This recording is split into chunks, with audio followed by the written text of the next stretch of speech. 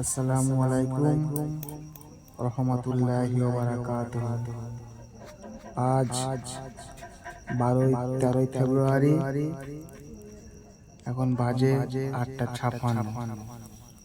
তো আমি ভিডিওটা করতাম না, তবু মানে কিছু কথা বলার জন্য, যদি কারোর উপকার হয় তাই একটু কথাটা বললাম। বিশেষ করে মুসলিম ভাই বোনদের জন্য বলছি আর কি।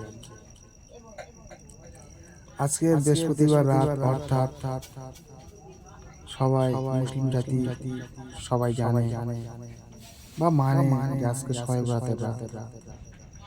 তো এই শবে বরাতের রাত্রে সবাই ইবাদত করে,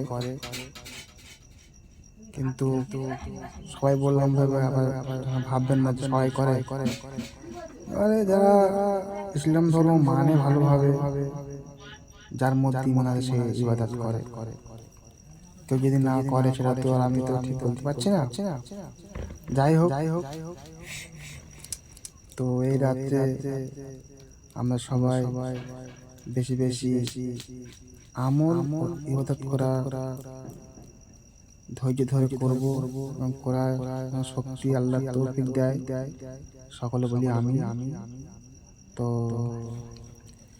আর শুধু ইবাদত আমল করলে হবে না, তার মধ্যে নিজের বিবেকটাকে ঠিক রাখতে হবে, মানুষের হকটাকে আদায় করতে হবে, হক মানলে হবে না কাউকে। সবচেয়ে বড় কথা হচ্ছে যে নিজের মনটা, নিজের কল্পটা পরিষ্কার রাখতে হবে। শুধু সারা রাত ধরে ইবাদত করলে আর আমল করলে যে সবকিছু হয়ে গেল তাও না।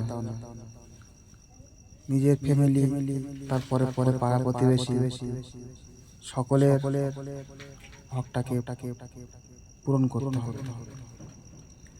তো জানি না কত মানবে কি না মানবে, কি উপকার হবে কি না উপকার হবে, তবু বলার কতটুকু বললাম।